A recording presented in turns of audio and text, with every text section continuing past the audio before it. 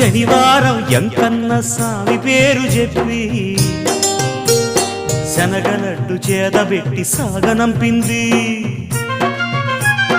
మంగళవారం ఆంజనేయ స్వామి పేరు చెప్పి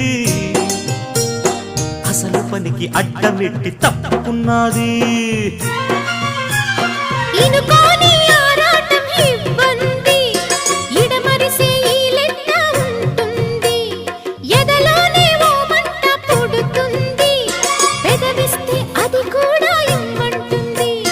చిరుముద్దుకి ఉండాలి చీకటి అంది, ఏ కళ్ళు పడకుంటే ఓకే అంది.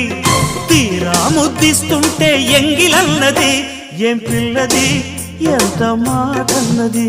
బాగున్న